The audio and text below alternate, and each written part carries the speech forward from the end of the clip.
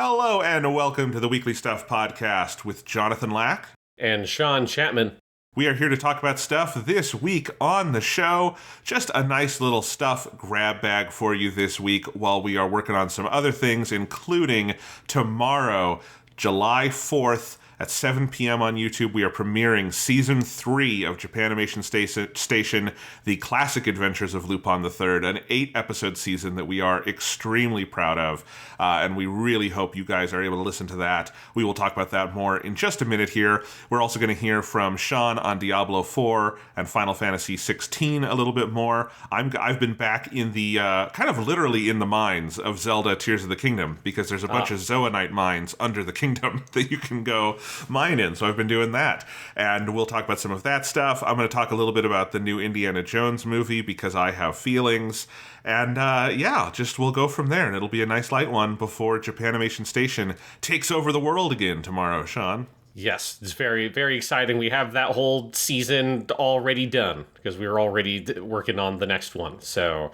Sean, I finished exporting all those, I put them all up, and I finished putting the schedules in of, like, telling YouTube and our podcast backend, like, hey, put these up at these times over the next several weeks. That might be the most satisfaction I've ever felt in my life. There is something, like, just profoundly satisfying about setting up all these podcasts to go and then sitting back and going, I could die tomorrow, and these are all coming out. This is done. It's a season. It's out there. I'll fucking love it. Yeah, it's like the fucking apocalypse could happen, and that season's still happening out there somewhere. Oh yeah, yeah. It's this is my new kink: is scheduling podcasts way ahead of time. Well, that's good, because we got a lot of podcasts that we're recording. We do indeed. So yeah, I mean, let's just briefly preview for people Japanimation Station Season 3. If you haven't been listening to Japanimation Station, I got to tell you, this is a great one to jump in on, because I think everybody, even if you have no experience with Lupin III before, you will find something to enjoy in Lupin III. And I think this season is really kind of a 101 season, where you had no Lupin experience. I had a little bit. But it's very much, we tell you the history, we walk through the shows, we make it accessible. So, like, part 1, the first Lupin show, we watch the whole thing because it's only 23 episodes. But some of the later shows that are really long, we only do bits and pieces of, and we kind of pick the best parts. And then we watch some movies and specials, and I think it's a mix of history and review, and it's also just, we laughed a lot recording this season. It's fucking funny. There's the discussions don't get as heavy as they did talking about Heaven's Feel or Fate's Day Night stuff. It was such a blast. I'm really proud of this season. We've been done with it for a while, so I'm just very excited that it's finally getting out in the world, because I think it's some really cool stuff. Yeah, and I'm very excited about it, because it's as you say, it's a very different season of the show, because we're looking at a totally episodic format thing that we're covering with Lupin, and that just, like, kind of brings very different energy and flavor. That was really fun to approach. And then it's that the other thing is us covering such a large period of history, because we're going from 1971 to 2002 in terms of the different things that we're covering, and so you just get to see all the evolution of animation and the history along with that as the show matures and changes, and you see, like, how it kind of struggles with the changing, like, sort of genres and formats and aesthetics of anime through the years, and that's a pretty cool part as well. Yeah. So if you haven't subscribed to Japanimation Station, you should go do that. You can do it on YouTube, which is the best one, because it's got all my little video extras that are in there, like the theme song we have for this season. Is just, I'm very proud of the edit I put together on that one with various pieces of Lupin footage. And then, of course, JapanimationStation.com. You can find it on Spotify and Apple Podcasts and everywhere else you get your podcasts. If you're already subscribed, you rock. If you're not subscribed, please subscribe. And if you are already subscribed, go find someone who isn't and make them subscribe. At gunpoint, if necessary, with your Walther P38. Yes, but don't tell anyone that we told you to do it, because that then means that we're liable. Indeed. That's a joke, because Lupin uses a Walther P38. For people that thought I was just picking a random World War II era pistol out for the hell of it, no. That is Lupin's gun of choice. Yes, that's as the show likes to remind you. Indeed. Maybe even through song. But people will learn more about that on the season premiere of Japanimation Station Season 3. Meanwhile, Sean, I spent the last week working on stuff for the Weekly Stuff Wordcast, which is the newsletter, blog sort of thing. I've been writing a lot more movie reviews than I have in years, and it's been a lot of fun. This last week, I did an entire... I realized this might be my last, timely chance to do it, to actually sit down and write about all of the Indiana Jones movies, because this weekend we had the new one, Indiana Jones and the Dial of Destiny, in theaters. So I scheduled it Monday through Thursday. We did the first 4 movies, and then Friday we did the last one, because I went to see it Thursday night. And so all week long, this is also just satisfying my scheduling brain as I can look at it. And it's just 5 in a row: Raiders, Temple of Doom, Last Crusade, Crystal Skull, Dial of Destiny, and they're all there. And I have now written about the whole Indy series. I've written about them in bits and pieces before, but some of these movies, partially because I'm so close to them, I've always found difficult to actually sit down and write a concentrated piece on. So it was very fun for me to finally get to do that and work out my thoughts on this series, because Raiders is an undisputed masterpiece, and then everything else is weird and wild, and some of them are great but in pockets, and some of them it's a crazy series. Yeah, it is definitely an interesting series, and it's one that, because we did, in the ancient history of this podcast, we did do an Indiana Jones one, because I think that's the last time I saw... At least definitely Temple of Doom, I think, is the last time I watched that movie, is when we did it for the podcast. I think we watched those together because yes. I think I had either been sent or I bought the Blu-ray set when these came out on Blu-ray. Now they're out on 4K. It's been so long. This podcast encompasses multiple home video releases of Indiana Jones. Yes. But no, this was year 1. This is going to sound morbid. I think it was the last podcast before my dad died, because that went up, and then I think there was a break for a while. So for whatever reason, that was up there during that period. I just remember when I go through the episodes. But anyway, that one, yeah, I don't know if that podcast is any good whatsoever, but I remember you watched the sequels with me. I don't know if we would revisited Kingdom of the Crystal Skull back then. I had not seen that one in fucking ever. Yeah, I think I definitely watched Crystal Skull again on home video, because I watched it with my mom afterwards, but that would have been a year or something after that movie came out. I think that's the last time I ever saw that one. Yeah. But yeah, no, obviously, yeah, the Indiana Jones movie is it's such a weird franchise. I'm not as close to it as you are, but it is definitely, Temple of Doom in particular. That is a wacky movie.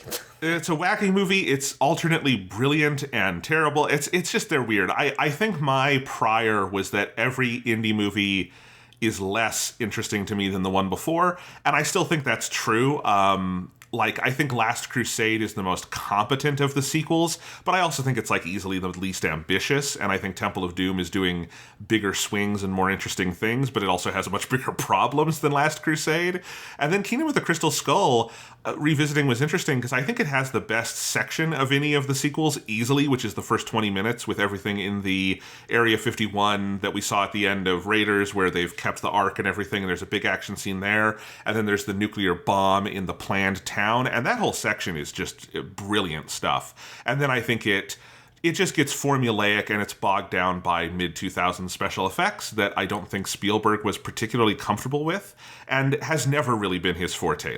He's done a couple of CGI-heavy films, but those are, I don't think, ever considered his best. Other than maybe Adventures of Tintin, but that just is an animated movie, which is a different thing. And I think you can kind of feel him wanting to move in that direction. And then we got the new one this week, which is Indiana Jones and the Dial of Destiny. And I will say, it's been interesting for me. This movie had bad reviews out of Cannes, which is where it premiered, and then critics have been pretty mixed on it. Audiences seem to have liked it more, and it didn't light the box office on fire. It did okay for what it is, and I've seen on Twitter a lot of people being oh, I was surprised. People said this was terrible, and it's fine, and I'm glad for anyone who enjoyed it. But I've also seen people being why were the critics conspiring to sink this? No, we just didn't like it. It's a bad movie. And you'll see, I had not written a real heater of a negative review in a while, I have to say. I was dusting off some old joints to type that one up, because I hated Indiana Jones and the Dial of Destiny. This movie is bad, Sean. Yeah, I mean, because you asked me a week ago after we recorded the last podcast, hey, should we do the Indiana Jones movie? I'm No, I don't want to go see it. I just had like, because it was the thing for me where it's like the reviews were bad out of cans, but it's like one thing for the reviews to just like have a negative opinion about the movie, but when I like read the reviews, the reasons why they had negative opinions made me just really not want to do it. Like I've seen reviews that have like something like Twin Peaks Fire Walk With Me had really like horrifically negative reviews at the time of its release, but if you read the reviews, it makes you want to watch the movie because they clearly didn't fucking get it. It's like, but Dial of Destiny didn't have that effect. And I have been really fascinated at the difference in the reaction between this and Crystal Skull. Like, I think there's some like study that should be done about like how like the different ways in which like nerd culture and like the sort of our attachment to nostalgia and stuff has like shifted over the years, because I read your review for a Dial of Destiny. I also read the Crystal Skull one, and they're both very interesting.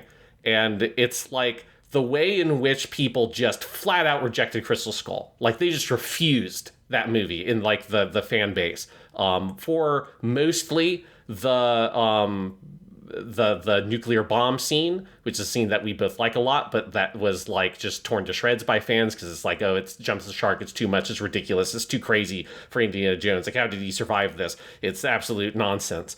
And all that shit. And then also the alien stuff, which, as your review points out, and I think it's like a very good point, like the problem with that movie is it doesn't go far enough with the alien stuff. It's too coy with that element of the film. But that's also for people was like too much, and it's like destroying your childhood and all that kind of shit. Then meanwhile, this Dial of Destiny movie, I read your review, and then I checked the Wikipedia synopsis just to make sure that you hadn't hallucinated or something, because the end of Dial of Destiny, apparently, for people who haven't seen it, spoilers, I guess, but Indiana Jones fucking time travels at the end of that movie, and the fact that I haven't heard a peep about that. I haven't seen that get memed. I haven't seen anybody care about the fact that Indiana Jones fucking travels through time. And it's like, why is that not too far for people, but the alien stuff in Crystal Skull was? Like, that's like a thing that is fascinating to me, that this movie does not garner that kind of response that Crystal Skull did, even though it's an Indiana Jones sequel that's not directed by Steven Spielberg. It's an Indiana Jones sequel that has Indiana Jones traveling through time and all that shit. It's an Indiana Jones sequel that is full of like CG nonsense, right? And like one of the things that people like with Crystal Skull hated that there's any CG because it's all like practical is what Indiana Jones should be, and all that kind of shit. And it's like, it's fascinating to me that this isn't garnering any of that kind of reaction, and instead the audience reception seems to be the opposite. Like, the most that I've seen from a lot of like just random people online is, yeah, it was pretty good. Like, why did the critics not like this? And I find that fucking fascinating that this is where we're at now. It's why, I mean, like, relativistically speaking, this is probably above par for a film landscape that is like a lot of bad Marvel and DC movies at the moment. Like, I think it is probably more, that's a low bar, I want to be clear, but it's like there's something at least kind of like classical about it. The cast is good. Like, that's the one thing I think you can hang on with Dial of Destiny. Harrison Ford is fully engaged, and he's very good. I love Phoebe Waller-Bridge, and she's great here. You know, you can't really go wrong with Mads Mikkelsen. They give him nothing to do, but he is still Mads Mikkelsen, right? And that is fun. So, like, there are pleasures to be had, but, like, you're so right. And the CGI thing, for me, it's like, Crystal Skull is definitely harmed by that. Even within that, though, Crystal Skull does some interesting things with its CGI. A lot of its backdrops are done in such a way to mimic the look of matte paintings, and I like that. It's like a cool fit, not all the time, and I think not enough, but it's a cool little touch. Like, all the stuff in the big warehouse at the beginning, I think they did a fun job making that look like matte paintings. There's some parts of it where I think the effects are interesting, and there's a lot of good production design. There's a whole scene in this tomb where they find the Crystal Skull that is just one of the best sets in any of the Indiana Jones movies, and there's stuff like that. It is still a Steven Spielberg movie, you know, like there is kind of a floor on how incompetent he can be, you know, and And the thing with Dial of Destiny is that, like, not only is it not a Steven Spielberg movie, it's just, like, so obviously. And it's James Mangold, who I think is a talented filmmaker. I made this clear in my review. I've liked a lot of his movies. His last film, Ford v Ferrari, is great, probably still a little underseen, just as, like, a good sort of action film for adults, very old-fashioned. We both love Logan. That's one of the bigger swings anyone's taken with a superhero movie. But he's not Steven Spielberg. And I don't even necessarily mean that in the, like, he's not as good as Steven Spielberg way. A few people are. That's a dumb comparison to make. I mean it like that's just not the kind of director he is. His movies don't have this sort of, like, quick kinetic energy to them. They are longer, they are slower. And I don't necessarily inherently balk at the idea of a slower Indiana Jones movie, but this film just has no sense of pacing. It's not that it's got, like, more story to tell than other indie films. It's just that it tells it all with a, like, noted lack of energy. The action sequences are actually, I think, pretty interesting to study in how they are just complete failures of building momentum. They're just, like, very creaky. It's completely shot to shot, whether you are looking at something happening on a set or happening on location or happening on a green screen. And that's part of the whiplash, is it really feels like it's not a sequence by sequence basis. It's like shot for shot, and it's, like, very jarring in that way. But there's whole parts where, like, you can look at the action sequence and go, I know how this could work, but this is just not building up ahead of steam. There's a whole part where Indy is riding a horse through a parade in New York City and down into the subway, and it's like a big horse chase scene. That should be a gimme. Every indie movie has had a big fucking horse chase scene. Maybe, I think not Temple of Doom, but the other ones have had him get on a fucking horse, right? And, like, look at the tank chase in Last Crusade. Here's the thing. Tanks and horses are both things that move pretty slow in actuality, right? Like, a horse can run relative faster to cars and stuff like that. Yeah. Yeah. They're not going at the speed of sound or something, right? But that scene, which is Indy on a horse and the tank moving slowly through the desert, feels so fucking fast. That's like a real standout action scene in the Spielberg canon. And in this movie, it's Indy on a horse with Boyd Holbrook on a motorcycle behind him, and it just feels so slow. Every edit feels like it's coming too late. The whole movie, this is a movie that has 3 credited editors, and you really miss Michael Kahn, who is Spielberg's brilliant editor, who, like, that's one of the joys for me revisiting all 4 indie movies, including Crystal Skull, is they're just so brilliantly edited. And in this one, it's very clunky. I don't think the shots ever collide in such a way where you go out of one shot and into the other and feel a momentum building from it, which is what good action editing does. If you don't want to use old indie films as a reference, look at John Wick or Mad Max Fury Road or something like that. So it's missing all of that. I think it's a very, like, utilitarian plot where they are gesturing at interesting themes, but mostly it's just, okay, we got the doodad, now where do we go? Let's talk about where we go next. Time for another CG-driven action scene, and then at the end, they travel through fucking time.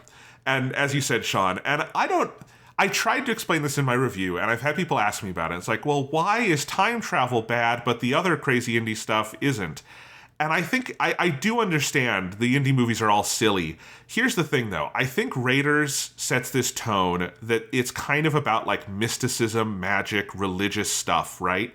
And all of the crazy stuff that happens in indie comes from that. Like, on its own, is an immortal knight that they meet in a cave in Last Crusade silly? Yes, it is silly. But it is within the pulp context that these movies exist. It makes sense. It doesn't feel wrong. And I think that's true also for Kingdom of the Crystal Skull, which is adjusting its pulp context to 50s sci-fi, but it feels like having an alien saucer in that. There's a bajillion movies from the period about that. Mm-hmm. This is like time travel almost in, like, a contemporary use of the time travel thing. Like, at the end there, you've got Phoebe Waller-Bridge yelling about, "You'll mess up the timeline, Indy." And I'm like, I don't think the metaphysics of time travel were ever something this kind of pulp was built for. And it kind of comes out of left field. It's such a bizarre sequence. It's all CGI and green screens, and it's so weird and hackneyed, and, like, the climax of it is Indy and Phoebe Waller-Bridge standing on a green screen but composited on a hill opposite Archimedes, and they're having a conversation with Archimedes, and I'm like, now this feels like some kind of weird magic school bus riff. I don't even know. And then Indy is like, I'm going to stay here and die. And Phoebe Waller-Bridge has to punch him and drag him back to the present. And if it worked for you, it worked for you. That's great. I sure as shit didn't work for me. Yeah, and I think, obviously I haven't seen the movie, so I haven't seen the execution, but it's just conceptually, it doesn't compute to me, like the time travel thing. Whereas I think, from what I remember of Kingdom of the Crystal Skull, I think there's issues with how it executes on the alien stuff, that I think it should have felt more like 50s pulp aliens than what they actually ended up doing. But on paper, the idea is great. The idea of, well, it's an older Indiana Jones, and so instead of him intersecting with the sort of like Penny Dreadful pulp magazine, like punching Nazis and there being weird sort of like mysticism around the edges, that's like this kind of blend of like early bad science and mysticism and stuff, which is all over those kinds of stories. And that's what he's doing in the original Indiana Jones movies. Well, you age him up, you get out of that World War II period, you move into the 50s and like the scare of like Red Scare and communism stuff, but you also adjust your framework for pulp into the sci-fi pulp of the 50s that's all focused on aliens, but all of that is also, you know, really hinged around like fears and anxieties around communism and nuclear weapons. And so all of that comes with it. And so you can maybe, you know, have issues with the execution. I think both of us do with Places of Kingdom of the Crystal Skull, but on paper, the idea is fucking great. The thing with the Dial of Destiny thing is, like, on paper, that sounds like the plot to an Indiana Jones video game, not an Indiana Jones movie, right? Like, I think you made the point in your review that, or like, it was just like an offhand comment, but it's something that I really felt was like, well, the Archimedes dial isn't a thing. Like, that's not a thing. They just sort of have made up some bullshit, whereas, like, the Ark of the Covenant is a thing. The Holy Grail is a thing, at least in folklore and mythology. You know, British colonial racism in India is a thing, and that's kind of what Temple of Doom is very clumsily like tackling. Well, and crystal skulls are a thing. That's a real thing that, like, and people have speculated through history are those aliens. They do the whole thing with the, like, big glyphs on the ground that Zelda Tears of the Kingdom also borrows, which is also has been mythicized as alien and whatnot. So, yeah. Yeah, so all that has this reference point in actual real-world folklore and stuff like that, and that's how these kinds of stories go. You know, that's like all the Uncharted games, for instance, that obviously are all like ripping off Indiana Jones style stuff. All of those are based on, like, you know, Shangri-La and shit like that are real myths or real ideas.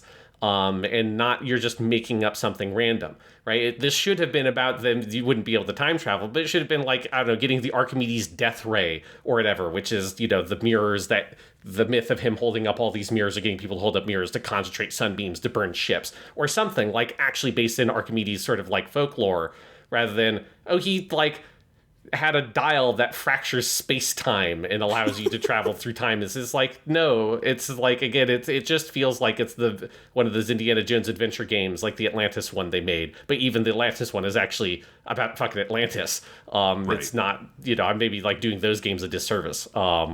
And yeah, there's something about that just feels like you're sort of, I don't know, like missing the point to me is what it feels like of these kinds of big, crazy, mystical adventure stories.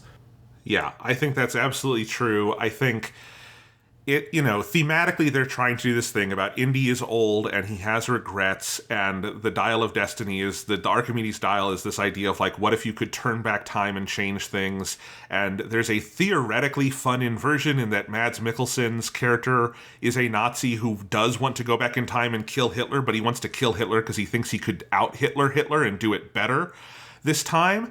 But, like, it's mostly all just presented as very dry plot stuff, and I don't think when we actually get to the point where the movie wants to thematically execute, I don't think it's set up the idea at all that Indy would just want to live in the... and because that's what the whole movie hinges on at the end, is Indy wants to stay in Archimedes' time and live there.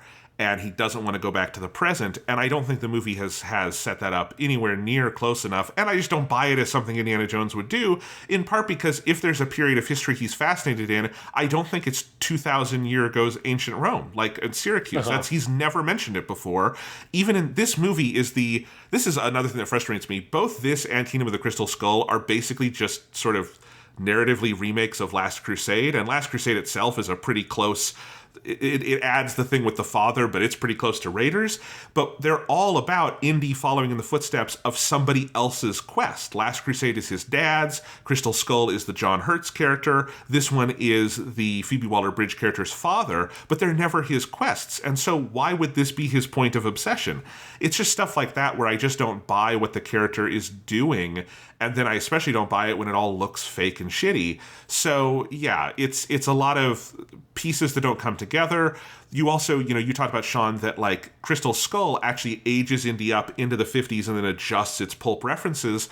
This movie is taking place in 1969. It has not adjusted its pulp references whatsoever. Time travel is not like a notable thing in 60s sci-fi, at least not especially in the way they're doing it. They've gone back to Nazis as villains, which... they have to do this whole thing where it's like, Mads Mikkelsen is the Nazi who invented our moon program. And I'm like, that feels weirdly, I don't know, like we did have Nazis on the moon rockets, but they weren't trying to restore the Nazi empire in doing it. I don't know. It's stuff like that that's weird. And then... so none of it feels like it's really about the period that it is set in, other than a couple of very surface level signifiers, like you hear the Beatles song Magical Mystery Tour early on. And there is a parade for the space astronauts that the horse sequence happens within, but there's no like thematic connection there of like, we went to the moon, what's happens. It's just all so surfacey, and a lot of it feels like a pretty dry nostalgia play, but then it loses its fucking mind at the end.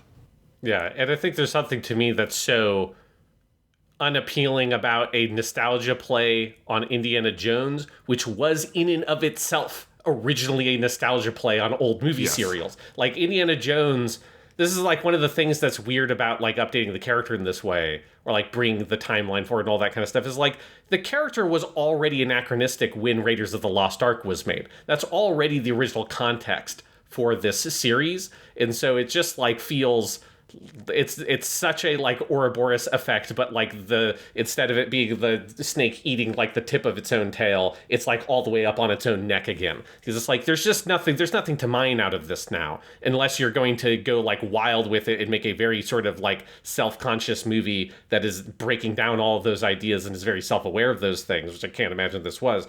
Like there's no there with putting Indiana Jones in the 1960s. It just doesn't work, I think. Like, for me, conceptually, I don't see how that character moving outside of the 30s to 50s period, how it, like, survives that transition. Yeah, I think Kingdom of the Crystal Skull came closest to how you could do this.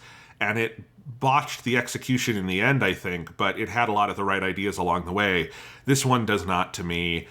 I'm also just, like, fascinated by how this movie even got made, because it feels like it's a movie nobody ever wanted to make, but it like willed itself into existence through the nebulism of capitalism. Like, Disney bought Lucasfilm. Lucasfilm at the time had no plans for more Indiana Jones, but everyone assumed, well, you're making new Star Wars. What is Lucasfilm's other big property? Howard the Duck. But other than Howard the Duck, I'm kidding.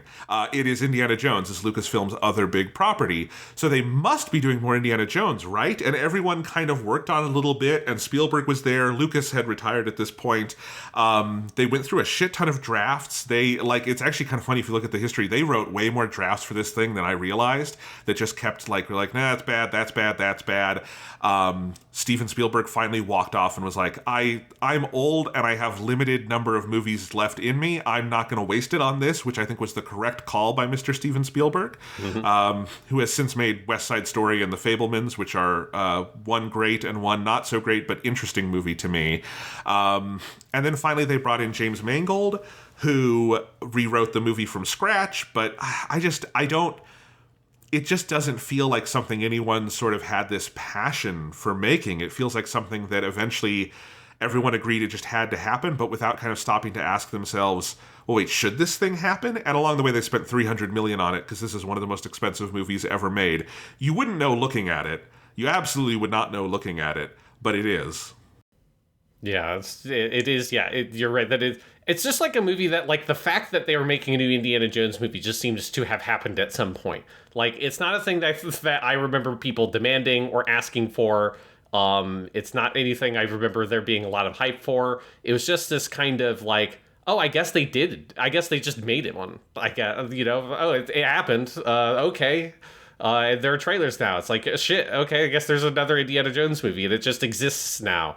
As you say, it just feels like out of like the capitalist ether, the IP is like sort of valuable enough in and of itself that like that IP has enough gravity that eventually it pulls enough mass together to make a little planetoid movie, and that's what this is.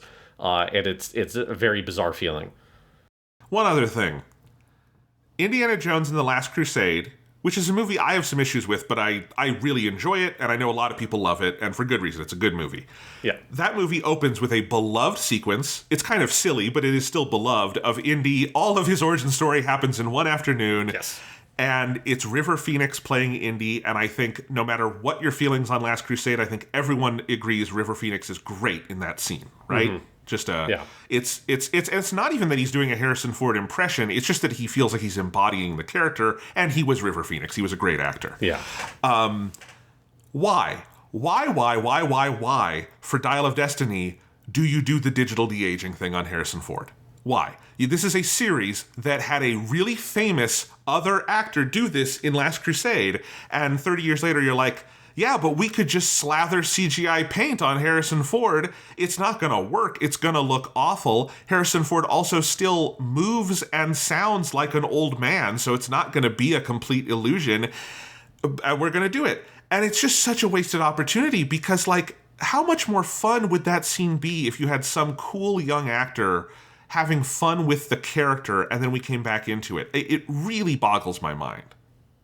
Yeah, I just think the time where Hollywood does that is gone. Like, I just think they're like, well, we can do it with our famous actors, right? Because it's like, it's only for the movies that have famous actors in them, right? Because it's like, right. Nobody, if it was, oh, here's like a character actor that nobody really knows that well, but he's the, like major character in this movie and he's like 60 years old, and we have to have a scene set 20 years earlier. You're not going to like digitally de-age him. You're either going to put physical makeup or recast someone and make it clear in the script and through the performance that it's the same person from 20 or 30 years ago.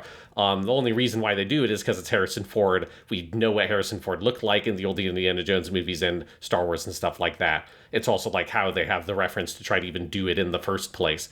And so that is so purely the reason why it happens is just nostalgia. There's no good reason to do it. It's just nostalgia. It's just, at this point, it is so ghoulish. It is so dumb. It is so unnecessary. I have to imagine it accounts for a pretty big chunk of that $300 million budget because this kind of thing is expensive as hell.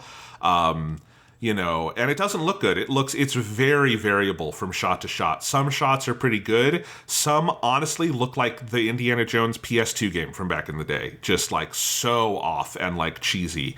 And it just, I think it makes it impossible to invest in the sequence. I think the only movie that's ever done this in a sustained way, interestingly, is Martin Scorsese's The Irishman, where it feels like there was a compelling reason to do it that way. And other than that, I think we need to leave this technology on the table, both because it's ballooning budgets past the point where you're ever going to make your money back, and I just don't think it creatively works. I don't see the value in it other than this nostalgia play, but it mostly just makes me think about like death and the ghoulishness of like reviving youth and all this stuff, especially now that we're doing it with dead actors who can't consent anymore, like in the Flash movie. Mm-hmm. Just all of it bad. Yeah. Bad. Because it's a long scene, too. That was the impression I got. 20 fucking minutes, yeah. And then there's another 5-minute flashback. 25 minutes of this movie are digitally de-aged Harrison Ford.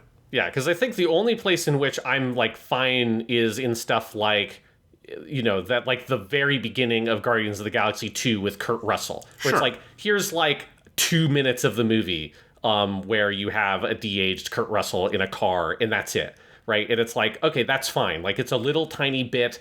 It's already a movie that, like, the tone of that movie, it sort of, like, fits with, it's already dealing with nostalgia and stuff like that as a part of its sort of modus operandi in a way that's interesting. And you need people to know this is the Kurt Russell character later on, and you don't have time for another actor to come in and build a performance because it's a 2-minute scene. That makes total sense. So it's like in those like specific, there are like very specific contexts in which I think it can be a useful tool. But yeah, like you should either build your whole movie around it, like The Irishman, and make that like this is the fundamental premise upon which the movie can exist, or it's a little tiny scene. But this middle space that this Indiana Jones thing seems to exist in, or like, you know, there's other, like the one I always think of because of just how ghoulish it was the first time we encountered it, and it's so poorly executed, was the Peter Cushing in Rogue One. Yes. And, you know, there's just that, like, it's so bad in that movie that it just kills every single scene that character is in, which isn't, like, a huge amount of the movie, but it's a notable portion of the movie, and it's, like, they're really important scenes. It's not like a little flashback at the beginning. And it's, like, it's just such a negative sum in terms of what you're getting out of it, both in terms of budget and narrative impact, that, yeah, it is, you should just, you know, just cast other actors to play the character. There's like there's never been a problem before. It's always been fine. It has always been fine to, if you have a big flashback scene, you just cast a younger actor who just plays a younger version of the character. And not only is that fine, it's often really cool because then you get to see like this other actor's take, and there can be like an interesting synergy between those performances between two different people playing the character. Like there's a lot you can get out of that. And Last Crusade is like a perfect example where that is such a more interesting scene because you get to see River Phoenix's performance and his take on Indiana Jones and like how he embodies that character. And it would just be, imagine how gross and weird and bizarre that scene would be if this technology existed then and you had to try to have Harrison Ford act as his own like 15-year-old self, but he was in his like 40s, right? And it's just, it would be insane. It would make no sense. I'm like you. I'm very like fed up with Hollywood's obsession with doing this shit, especially after watching the Book of Boba Fett, which had all the like the Luke Skywalker shit, and that is so bad. My God, like yeah. I was fine with it at the end of Mandalorian season 2 because the point of that scene is like how in like bizarre it's almost meant to feel that Luke Skywalker kind of steps out of the like iconography of Star Wars and into this show for a brief scene at the end. But then as soon as he has to become an actual character that needs to act and not just be like a symbol on screen, which is all he really was to me in Mandalorian season 2, like all of that shit falls apart, and it's terrible, and it ruins those scenes, and it ruins what could be really cool moments, like having Ahsoka be able to interact with Luke, but she can't interact with Luke because that Luke doesn't exist. It's a weird robot man, and it's fucking terrible. And that one's even worse because they did the robot voice, where it's an AI doing a performance as Luke, which means it's not actually a performance of Luke, and it also just doesn't communicate that character at all. Like, I can so easily imagine 100 other actors who I would look at and go, that's Luke Skywalker, sooner than I would look at that CGI monstrosity and go, that's Luke Skywalker. Yeah, it's just, it's very frustrating. And I'm glad that, like, a lot of our characters, like Batman and Spider-Man and stuff, are, like, outside of that. They've been recast enough that I don't think that's ever going to be a real problem. Because it's like, okay, you can just do a new one because there's so many of them. But imagine if we were just like in this weird place where every time you made a Spider-Man movie, it just had to be a Tobey Maguire. It's like, come hell or high water, we have to have robot Tobey Maguire 60 years from now play Spider-Man. Because that's where a lot of these movies that never ended up recasting any of those characters are going to be at. Yeah. Okay, so slightly transitioning away from Indiana Jones, this is just something, Sean, I found out the other day while I was looking up the production budget of Dial of Destiny, which is officially $300 million. And that does put it as one of the highest budgeted movies of all time. But this made me look up on Wikipedia what is the official list now, and there have been some big updates just this year from things we've learned. Do you want to guess, Sean, what is currently ranked as the most expensive film ever made? Avatar 2. No. Avatar 2, we really don't know the budget of. It's estimated between $350 and $450 million. So they kind of like split the difference on that one. Their Avatar: The Way of Water, from like what we can actually prove, is only the 7th highest. There are a bunch of others because for a long time, the highest budgeted movie ever that we knew of was, and this is going to be funny, was Pirates of the Caribbean 4, the fucking On Stranger Tides, which we knew because that movie shot in the UK, and the UK has more disclosure laws if you are taking the tax breaks, and so people found the tax filings and learned that that movie in 2011 cost nearly $400 million, which was like way higher than any other movie you've ever made had been. Like, it was just way outside the norm. But we are starting to learn that there are a lot of movies like this, and it's I think we've always assumed that when we hear official production budget numbers from Hollywood, they are probably lowballing it, right? You know, they're not including stuff like marketing, and none of these numbers, by the way, are going to include marketing, but they were probably lowballing us. But we're starting to get a feeling of how much. The number one highest budgeted movie of all time now, on like actual numbers we have, is Star Wars: The Force Awakens, the 7th Star Wars movie, which had previously been reported to have a budget of about $300 million. But that movie also shot in the UK, and people discovered the tax filings, which were done under like a pseudonym, so like they were hidden, but now we know. This was just earlier this year this was found out. Now we know net cost, what they paid minus the tax breaks that they got back for that movie, was about $450 million for Star Wars: The Force Awakens. So we're very close to $500 million. Like, that's like, you could just say that movie was $500 million, because you just round that up to $500 million, basically. Yeah. Shit. Now, that movie definitely did turn a profit. It grossed over $2 billion.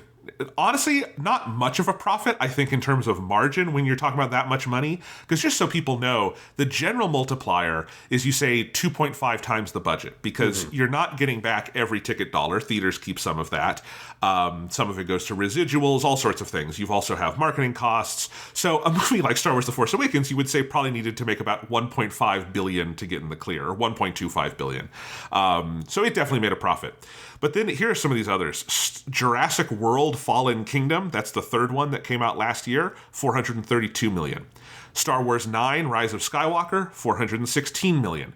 Then Pirates of the Caribbean: On Stranger Tides with $379. Here's the big question, though.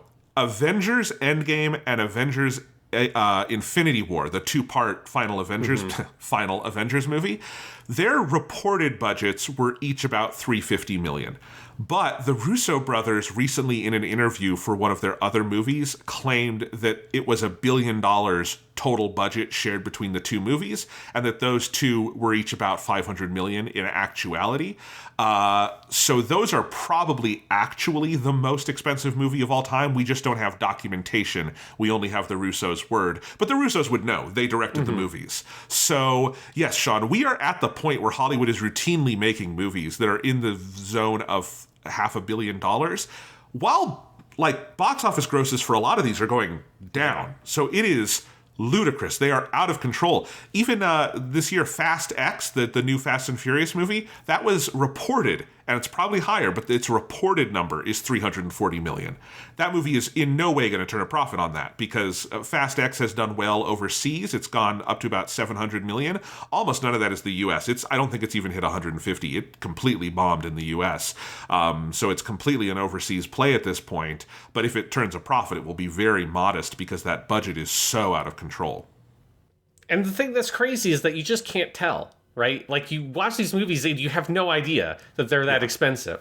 Because it used to be, you know, like Titanic was an expensive movie to make. Well, yeah, they built a whole fucking giant boat. Yes, you can see every dollar is on it's screen. Expensive. Yeah. Like, of course it's expensive. You can tell it's expensive. It feels expensive.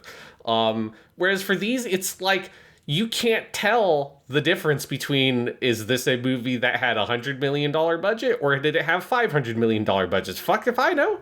I have no idea. Right. Like, it's like they all have equally, seemingly, like, similar amounts of CGI.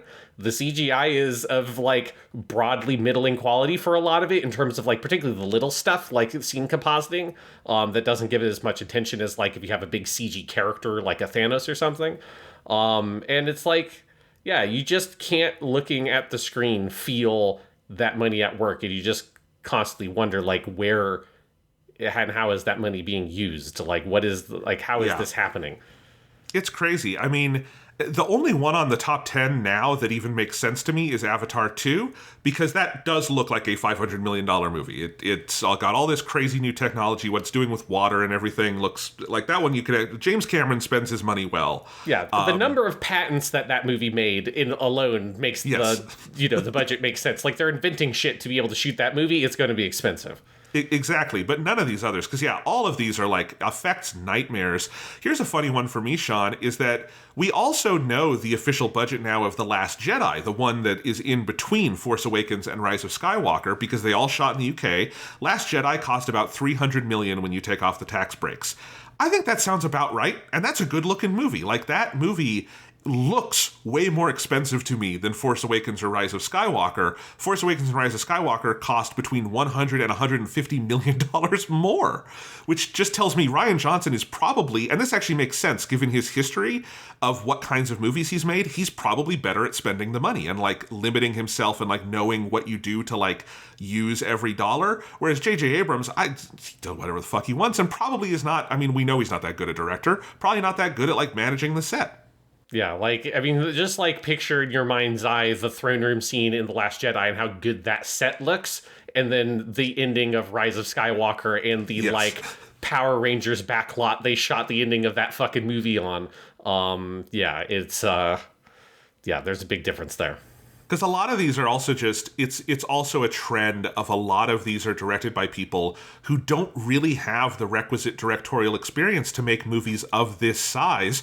You'll note that like in the top 50 are no movies by someone like Steven Spielberg. Mm-hmm. You know, the original Lord of the Rings don't count for these. The Hobbit movies do. But even then, the individual Hobbit movies are fairly modest by a lot of modern budget standards. So it's just absolutely wild. Like, I think when directors really know what they're doing, either they will spend a lot and you'll know why, like James Cameron, or they don't need to spend $400 million to make a piece of shit, which is just what we're at now. It's crazy. Yeah, it is. It's ridiculous. I mean, this is like one of the reasons why I'm going to far fewer movies in the movie theater now. It's just like, I just don't feel the draw or the appeal. Like, why do I want to go spend money to sit in the theater to watch that? Yeah. Like, I mean, Sean, let me just give you this example. Let's look at a particularly poor one on here. I'm trying to find one that you would have seen that has cost this much. Okay, Rise of Skywalker. If I showed you Rise of Skywalker and John Wick Chapter 4 next to each other and you did not know their budgets, which one would you assume took more time and money to make? John Wick 4, like, easily. Yeah. Like, the amount of, like, just think about the scene, the Arc de Triomphe action scene with, like, the cars and all of that shit and how elaborate that is. That's so much more impressive and feels like so much more time and effort and care and artfulness went into composing that sequence in that movie than anything in Rise of the Skywalker. Even though I guess, like, if I like thought about it, it's like, well, that probably isn't actually, like, on the scale of things that expensive to do. You just need really talented people to pull it off. But if you can pull it off, it's like, yeah, you got to get a bunch of movie cars and shit like that. And there's some CGI in order to like make some of the backgrounds and stuff. But yeah, but like the movie feels expensive. It feels grand and epic. Whereas Rise of the Skywalker feels like small and cramped and dark. By dark, I mean poorly lit and kind of incomprehensible. It's just like the difference between those is very stark in terms of the audience experience. And John Wick Chapter 4 cost less than 1/4 the amount. It's a $100 million movie. I did look up, because the movie I know we're both going to see this summer that we're excited for is Mission Impossible 7, because that looks great. That's got a reported budget around $300 million. But there's an example. I can buy that they spend that money on those movies. Those movies are crazy, and they keep almost killing Tom Cruise. The insurance money alone must be a lot.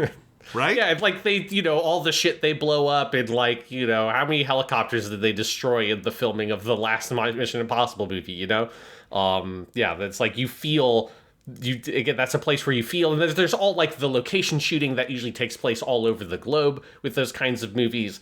You feel the expense there, that those movies do things that like a lower budget movie couldn't do. Whereas like a lot of these other ones that cost $500 million feel like, oh, well, if you just had like a much more efficient production, like a more efficient production could make a movie that looks exactly like this for like 1/10 the money. Yeah. Or like fucking from last year, the highest grossing movie before Avatar 2 took the crown was Top Gun Maverick, which was, its reported budget is $170 million. And I can buy that based on like what they're actually doing, but it is like what they were doing with that movie with like the actual planes and everything is so much more interesting and well done than any CGI fest. It's crazy. Yeah. Yeah. So anyway, that's just my little... I knew you would find that interesting because I find it just fucking fascinating that that's where we are. And I know this was a bit of a tangent, but I thought people might find it interesting. So I will shut up, Sean, and ask, what have you been up to? Well, this was something I wasn't planning on talking about, but I'm going to piggyback on that discussion to talk about something that doesn't have that level of budget, but is way better made. It is summer again, and a new tradition I have now started is summer is Ultraman time for me because I've gotten back on my Ultraman bullshit. Last summer I watched Ultraman and Ultra 7, and so I've started watching Return of Ultraman, which is the third Ultraman show. This was made in 1971.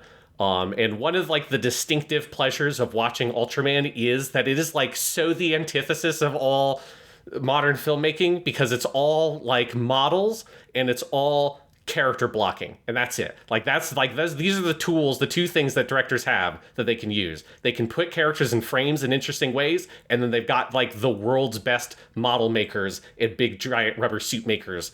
And that's the entire thing you have for Ultraman, and it's so fucking good. Like, it is just like, if you're someone who is a fan of watching like really skilled character blocking, like Ultraman, or like really like any Japanese filmmaking of the period it's just so interesting and fun to watch. Because Ultraman has this problem of you've got like 6 characters on your sort of like your attack team. They're called the Monster Attack Team in Return of Ultraman, which is a great name. But it's your 6, they're like, this squad of people that have to deal with these giant monsters that keep on popping up in Japan. And it's like 6 main characters. The show is shot in 4:3, and they're all, in a lot of the shots and scenes are in this like little kind of round conference room set. And so there's like a directorial challenge there. There's so many sequences every episode where you have to have 6 people in a 4:3 frame in this one set and have all the characters be like very clearly legible and have the image be like pleasing to the eye and move in interesting ways. And every director so far in Return of Ultraman has done such a good job of figuring out how to place people and space them out in like the front and the distance of the camera, having them move in and out. There's one shot with one of the episodes I watched last night that was so nice where like the left-hand side of the frame was framed with one character who was like right up in front of the camera reading a book, and sort of like the left wall and bottom of the frame was framed by him. And then you have this sort of like receding image of the other 5 members in the back of like further distance away, and then they all like from the furthest one away, as the shot and the conversation happens, the furthest one away comes up to where the next furthest one is, then they both come up, and like, and naturally as the conversation comes, they all come closer to the camera to crowd around the table. And then once the conversation reaches a turning point, the guy in the forefront of the frame shuts his book, stands up, and then there's this quick edit to a reverse shot of him talking to the captain because he just came up with the idea they're going to use to fight the monster. And it's like 30 seconds of filmmaking, but you can tell how much skill and thought was put into this one shot. It's like that one shot is more impressive to me than like any shot in Rise of Skywalker, because you have this like production and creative challenge. And this is a TV show made in 1971. They put out a new episode every week for an entire year. They do not have a lot of time to shoot these episodes of fucking Ultraman. And a lot of that time is you have to make the models and do the monster fights and all that stuff. That's obviously going to get more time and care in the production than the people scenes, but the human scenes are always so well done. And then last night I watched an episode called The Cursed Bone God Oxter, which is a fucking amazing title. It was directed by a director who mostly just did TV stuff. He did a lot of Ultraman stuff. This is the first Ultraman episode I'd seen him do. His name is Tadashi Mifune. And that episode is so incredibly well directed. It's got the fucking Evil Dead shot in it. in 1971. It's got like a first-person shot of the camera coming up in on the actors with like a sort of pseudo-fish eye lens effect as they're like looking like past the camera, frightened and scared. And the camera, like in some of the opening sequences of the movie, is kind of stalking the characters as they're hiking through the woods. It's an episode that has like a lot of like kind of horror affectations to it. It's so good, and yeah, like I just gotta like really sell the props of Ultraman if people are interested in this kind of giant monster stuff. It's so good, and this show in particular, it's got like a kind of a different vibe than Ultra 7, which I really loved Ultra 7 quite a bit more than the original Ultraman. Ultra 7 has a bit more of a kind of sci-fi, kind of almost like Star Trek, the original series, or early Doctor Who bent to it. Whereas Return of Ultraman, this one is much more kind of adventure story, and it's got a lot more character stuff because the main character has his monster attack team, but he also has this sort of like family that he interacts with in his personal life, and there's a lot of drama built between that.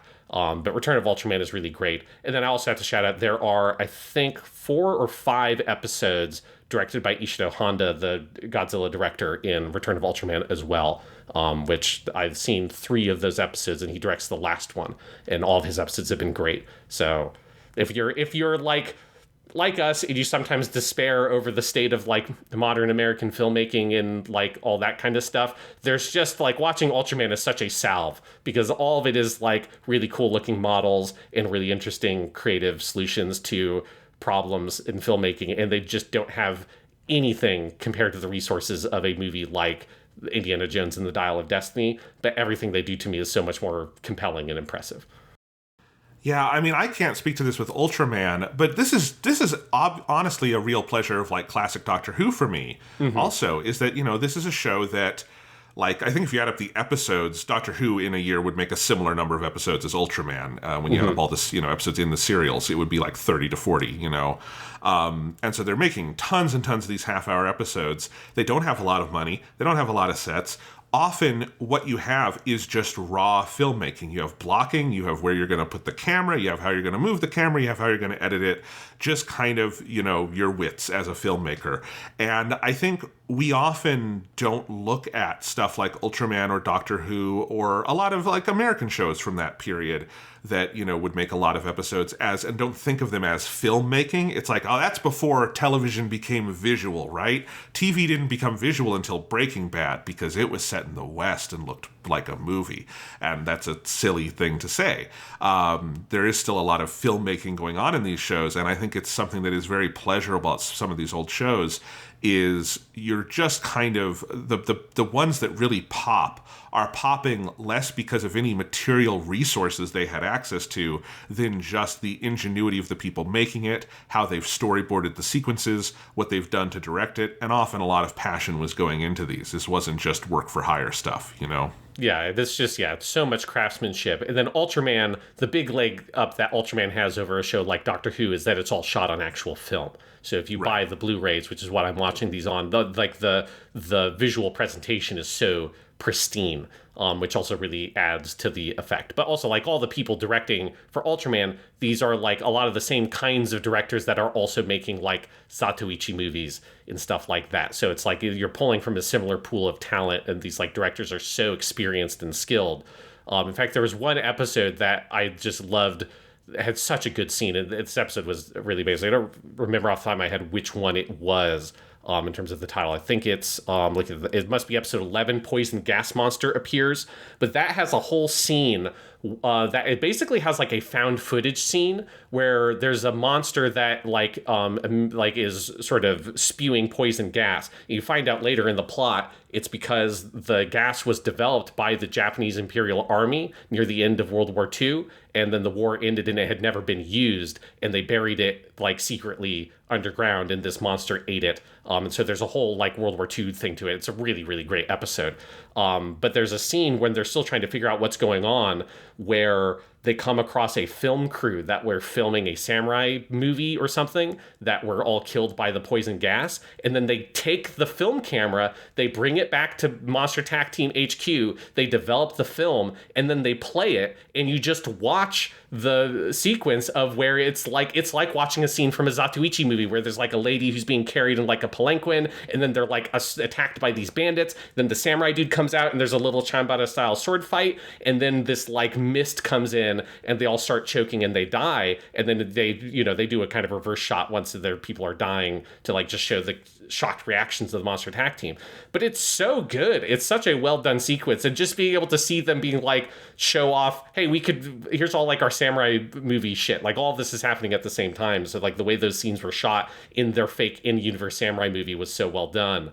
But that was another one where I was just like struck by the ingenuity of watching a TV show, a Japanese TV show from 1971 that is doing like a whole found footage gimmick, is fucking crazy. So it's just one of those things where you watch old TV shows that are really good, whether it's Ultraman or Doctor Who or whatever, and you realize how much we take for granted kind of like what we understand as like the history of filmmaking and some of these ideas and these genres or like techniques. And it's like, no, these people, like a lot of these ideas were being done forever. It's just in stuff that was not being held up as high art and was not being sort of assessed or studied at that kind of high critical level. So it's never been sort of like assumed into the canon of what you think of. But a lot of these techniques, like there are lots of filmmakers around the world that were making things all the time. And a lot of those ideas, many of which are just like through sheer practicality of trying to execute ideas that are far above the practical budget that these movies could be or shows could be made on.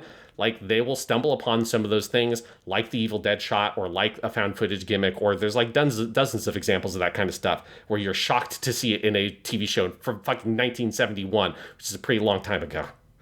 Yeah, Akira Kurosawa thought Ishiro Honda was one of the best directors in the world.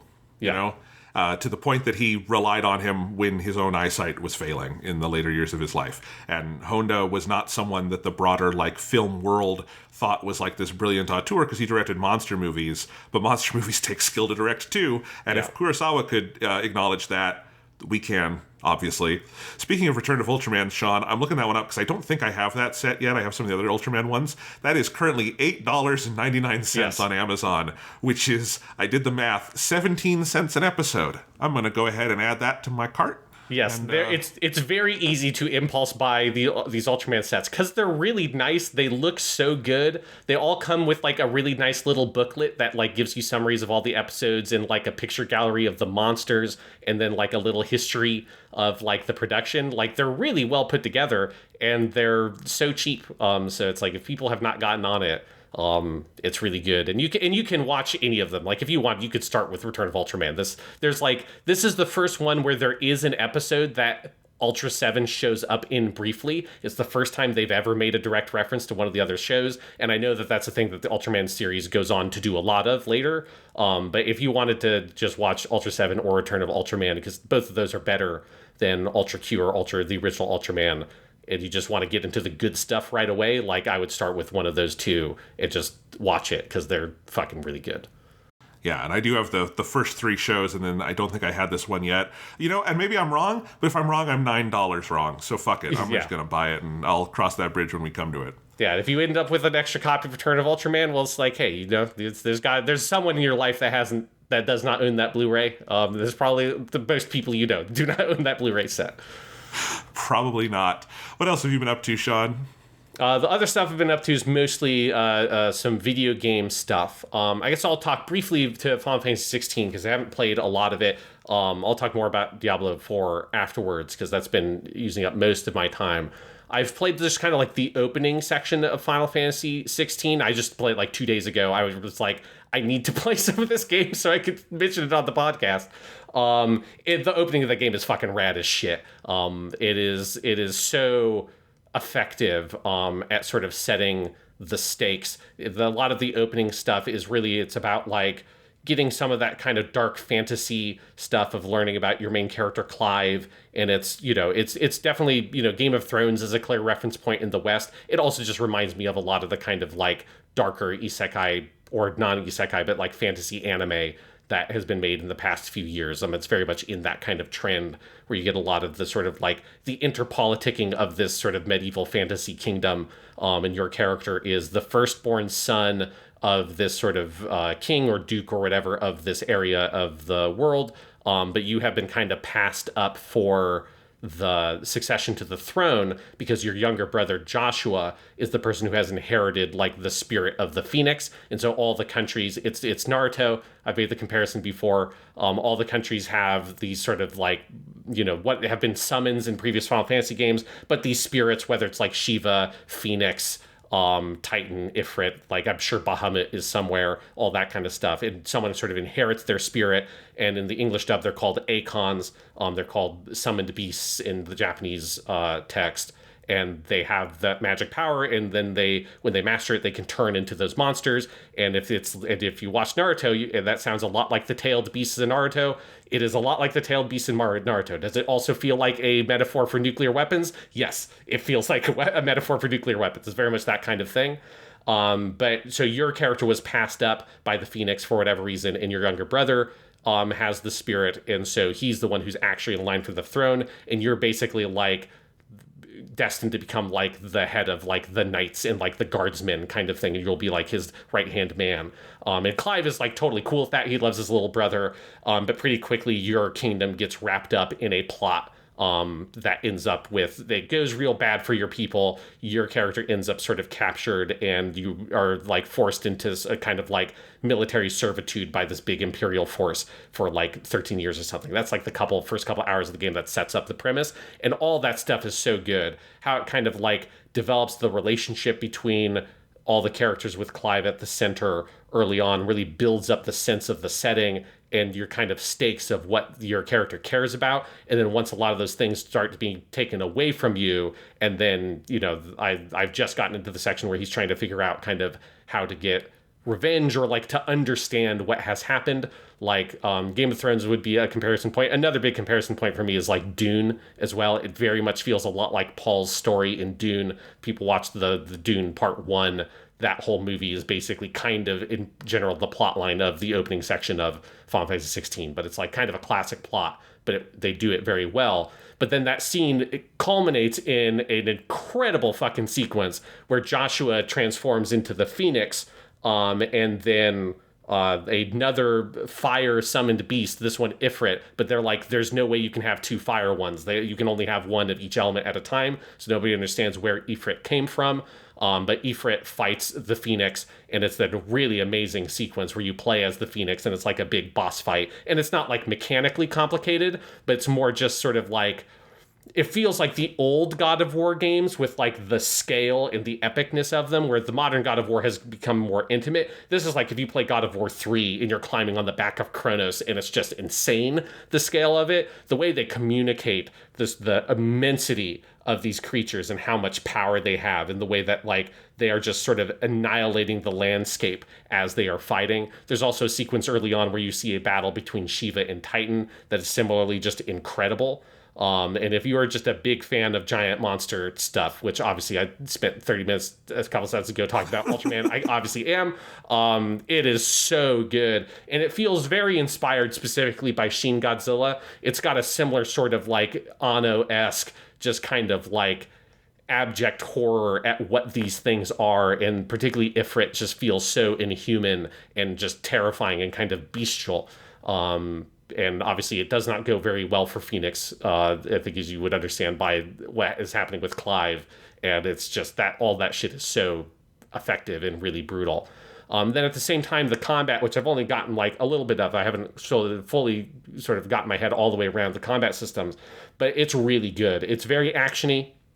Devil May Cry is a very clear reference point. Like, you straight up get the like stinger move, which is your kind of thrusting slash that is kind of an opener attack in the Devil May Cry games, going back to the original one. You get that very early on. It's a clear sort of reference point for the team, but it is just like very sort of immediate and engaging, and you can feel like right away that there's a real depth to the combat, that there's a lot of experimentation you can do, but it is also built around the kind of stagger mechanic that the last few Final Fantasy games have done. 15 had it, 7 Remake had it. This does a similar thing when you're doing a boss fight where 13 actually originated that. So. 13, yes, I did not play 13.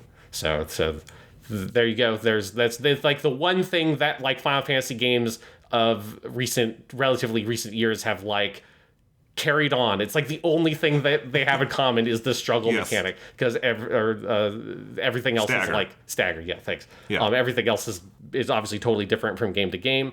But the way that works, I like, because when you stagger an enemy, they kind of become downed, and then it just gives you an opportunity to just completely stunt on them and try to use all of your different tools to just make like the most elaborate and effective combo. And then at the end, once they've recovered their stagger beater and they get back up, it shows you how much damage you did over that stagger period. And there's something I can already tell I'm going to get very invested in, trying to sort of maximize that damage and figure out what are all the different moves you can do and stuff. And there's, a whole big skill tree. And clearly part of the plot is going to be your character getting some of the abilities of the different Acons or the summoned beasts. Like you have a lot of your first set of abilities all come from Phoenix.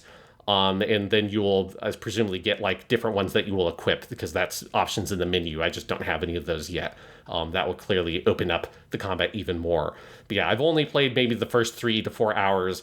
I'm very impressed. I think the game looks fucking great. I would recommend playing it on the 30 frames per second mode. This year feels like is the year where you have to kiss the 360 frames dream goodbye. We all knew it was going to happen once the cross-gen period ended. But between this and Jedi Survivor, these games are just better played on 30 frames per second. It is, outside of some of the absolute batshit crazy things that happen with the Acon fights, it's been a very smooth 30. And when the frame rate tanks a little bit in those Acon fights, it's the kind of situation where it tanks, but you kind of almost like that it tanked, because what is happening is so sheerly insane and mind-blowing that you want the frame rate to kind of crumble. It's not the like, the Jedi Survivor thing was a little bit worse, because that was just like, oh, I'm standing in a puddle of water, but because of the weird reflections or whatever with ray tracing, it made the frame rate tank. That's lame. I wanted to be, I fired a giant fireball that like hit this dude and it exploded like all the pillars around him into little tiny chunks, and like my whole screen is filled with like particle effects and shit. If that's making the frame rate drop, I don't really have too much of a problem with it. But other than that, like the character models and the environments and all that stuff look fucking gorgeous. It very much is like a very next gen feeling game. And then the music is also amazing. I know it's the Final Fantasy XIV people, generally speaking, and it is so good so far. The big giant monster scene near the beginning has the main theme that, if you remember, the first big trailer for Final Fantasy XVI had that main theme in it. That plays in that scene, and then you get a new section that was not in that trailer, and it's just so good. Like, I just want to listen to that theme on repeat for like the rest of my life, because it is incredibly epic and very appropriately Final Fantasy. So I know that like the reception of Final Fantasy XVI amongst Final Fantasy fans has been a little bit sort of divisive, because it's not turn-based or it doesn't have like some of that more traditional RPG stuff. But if you're in this because you want to see a take on like kind of like the more dark fantasy stuff you had in old Final Fantasies, like 4 is honestly, of the Final Fantasy games I've played, this reminds me of 4 the most in terms of some of the tone and style. So if you want to see some of that stuff and you like action combat, and so far the story to me has been very engaging. So I'm having a really good time. And I'm very excited to get back and do more of it. I finally got the game in this week. I don't think I mentioned this on the podcast last week, but I'd ordered it from Best Buy, and it was supposed to come on release day. And then on release day, it spent the whole day saying, shipping today. And I'm like, well, it's supposed to come today. And then it never shipped. And then finally it came on like Wednesday of last week. So at that point, I was deep kind of playing more Zelda, and I'll talk about that in a second. So I have not opened it and played it yet, but especially hearing from you, because your opinion was probably the one I was most interested in, because I think we're fairly in sync on the recent Final Fantasies at least. So that sounds cool. I am excited to give it a try. And yeah, my recommendation, if people are really like, they don't want Final Fantasy to not be a turn-based RPG, Octopath Traveler 2 is right there. It's on everything. You can play it. It's brand new. It is a Final Fantasy game in every way. It uses Gil. I mean, for fuck's sake. It's just right there, Yeah. you know? I mean, I've just found it, obviously I haven't finished the game, so maybe I will have, like, understand what people are talking about if I get further into it or something. But there's just, like, been a part of the reaction I have just fundamentally have not understood is people being like, oh, man, I hate that this is what Final Fantasy has become. Or, like, I hope that Final Fantasy isn't like this from now on. Look at this, like, dude, Final Fantasy hasn't been like Final Fantasy since Final Fantasy X. Like, they haven't made one of those games for like 20 years. Every Final Fantasy game since 10 has been completely different in terms of the game structure and style. Like 10 is completely different than 9, which is completely different than 8, which is completely different than 7. Like they've 2 is different than 1. Like they've always been crazy about it. I think, there is a part of me that does wish we could get another like giant AAA game with the production values of a Final Fantasy XVI that did try to like use an actual honest to God turn-based system and see what that would look like in this environment. The closest is something like Dragon Quest XI, but even then, Dragon Quest is on a different kind of production level, and I would love to see that. But the idea that, like, Final Fantasy has been clearly wanting to move in an action direction for years. One of my giant complaints about 7 Remake, and to a lesser extent 15, because I like the combat in 15, but in both of them, I feel like they're kind of fish nor fowl. They're like, They can't really choose what they want to be. 16, at a minimum, seems like it chose a fucking direction, and I think that's good, would I like to see something kind of like what 13 did, of really trying to see what could a turn-based system look like in a giant, expensive 3D video game? Yeah, I would love to see that. But in the meantime, I would rather have a game that is deciding like clearly what it wants to be. Because my other favorite Final Fantasy game ever is a pure action game, and that's Crisis Core. So there you go. Yeah, and I think that is one of the things I've felt that I've enjoyed about the combat, is it does just feel like it's actually committed to it. It's not the Final Fantasy VII Remake thing of like, we mostly want it to be an action game, but we're going to put some of those RPG mechanics in there. And it's like, there's stuff about the combat in Final Fantasy VII Remake I really enjoyed, but there's a point at which your skill at playing the game in an action game needs to be like the thing, and not, oh, I had like the right materia equipped coming into this fight, and that's like the game-changing thing. Like, if that's what you're going for, I would rather be turn-based and have like it be more like that broad tactical thing. But if it's going to be so action-focused, just go whole hog in the action. And you can still have like elemental stuff, you could still have some of those mechanics. And that's like some of where the stagger stuff comes in. But make it much more about like your sort of freedom as a player to express yourself through action-based gameplay. And, I just remember so much playing Remake and getting to the point of just getting really disappointed where, like, every fight ended up feeling the exact same because the range of things you could do was relatively limited compared to, like, 16 so far already. I can feel how expansive it is compared to that. But then also that at a certain point, you're just sort of, like, hitting enemy elemental weaknesses over and over and over again, and you would occasionally get into a big fight and not have the right spells equipped on a character. You couldn't switch them. You just had to restart the fight or just commit and make it a big slog. And so far that doesn't feel like that's a possibility with the way the combat is set up in 16, and I really appreciate that it's just like, get out there, have fun, explore the combat, and it feels very expressive in the way that a Devil May Cry is. So that's something I'm appreciating about that game. Another thing I appreciate about Final Fantasy XVI, after playing a lot of Diablo IV, is also that, like, it's not open world, and it's just, you get a quest early on in Final Fantasy XVI where your dad's like, oh, we're your dad who's the king is like, we need to, before we do this, like, start this war or whatever they're going to have to try to get like one of the crystals, because it's all crystals because it's Final Fantasy, which is fun. But they're like, we need to go to this place called the Phoenix Gate and make an offering to the Phoenix and all this shit. While we're on the way there, son, you must go prove yourself. This is your first proper mission, and there are goblins that reported in this village, and you need to go take care of them. I was like, oh no, it's gonna be like an hour of wandering through the woods to get to this fucking village to fight the goblins. And then it's like, no, you just go to a map screen and you go pick the village, and then you just load there, and then you're just there, and it's just a mission. Because Diablo IV is a game that, like, is fucking great. I want to, like, say up front, I think it is really good. I've played a lot of it and I've had a very good time with it, but it's also a game that can be fucking frustrating as shit, because it's like you can see the greatest Diablo game ever in there, but it's buried behind a lot of the open world stuff that at this point I'm very frustrated by. Because the last time I talked about this game, I was early enough. I had only just gotten into the kind of open world side of it, so I couldn't really speak to it. Now I'm quite far in. I'm at the beginning of Act 5, and I think there are 6 acts in the game, so I'm getting pretty close to being done with the main story. Obviously, with the Diablo game, being done with the main story is kind of, there's still a lot of game left usually after that, or there's an infinite amount of game left depending on how you play these games. But it is just a thing where, like, the structure of Diablo 4, it feels weird. It feels sort of like it is against its own sort of interests in terms of how it's designed on a macro level, where the traditional Diablo structure, or I guess like I say traditional, let's say like Diablo 2, Diablo 3 structure, because Diablo 1 was all just in one little town.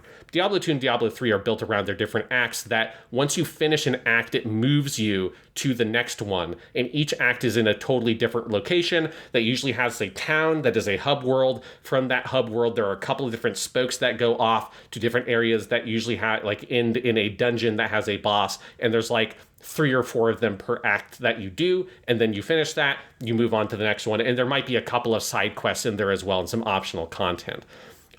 Diablo 4 is structured that there's a little opening section that's a little bit more guided, and then you get into the open world, and it gives you a couple of objectives that you can tackle in any order, and then you're kind of left to go out into the world and go tackle those objectives or find side quests and do kind of whatever you want to do. But in order to accommodate that structure, one of the things that they did that like feels necessary for the nature of Diablo game, but I think like kind of hurts for me the feel of the game, is it has that kind of the level scaling thing that you would be familiar with people if you played like the Elder Scrolls games, where as you level up, everything else levels up in the world with you. So if you're level 5, you will be fighting level 5 monsters. If you are level 50, you will be fighting level 50 monsters. It does not matter where you are in the world. Everything will scale to you no matter where you are. Even with it being like a kind of having a Destiny component where in the open world you do run into other random players. There are open world public events like Destiny, although usually I only ever see like one person at most doing them. Like it's not at Destiny, it felt like a little bit more communal because you're more focused because the Destiny patrol areas are small. The open world is so huge. I'm not entirely clear on how they decide when and where you are paired with different characters, if that's per region or across the whole world. However it works, I feel like I'm not usually running into people doing those public events. But even if you're doing public events for those characters, those people, if they're level 20, they're fighting at level 20 monsters. And for you, those monsters are level 50. And like, they just sort of behind the scenes, they adjust that math so that like, for you, your level 20 person is doing 50 damage on their screen, and then I'm a level 50 person, but I'm also doing just like 50 damage per attack. Whereas on my screen, I'm doing 1,000 damage because I'm really high level, but they are also doing 1,000 damage because that has to work that way for the numbers to work out, right? So it's just sort of the end effect is the numbers and the levels and that stuff. The facade is completely destroyed. Like there's no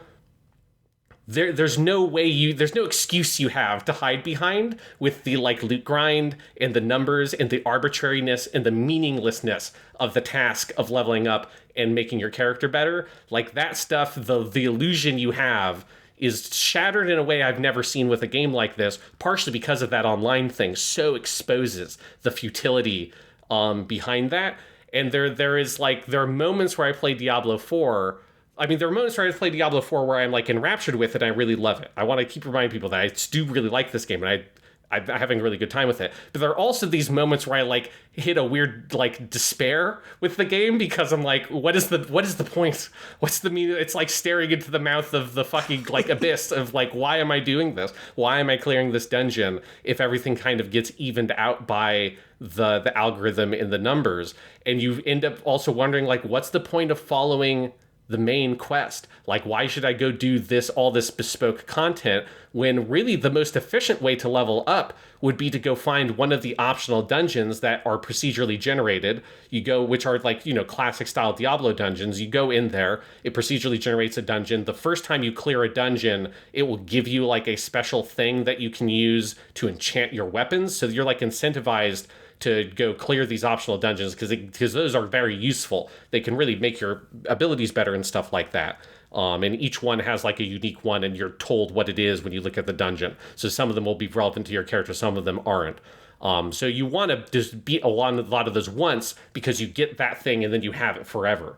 But really, you could just leave. You could go back into the dungeon. It will just regenerate the dungeon for you again, and you can just go fight the monsters and go beat the boss at the end, and they will drop all the gear. You'll get a big chest at the end. You'll probably have leveled up once or twice because you fought a bunch of monsters. Then you leave the dungeon.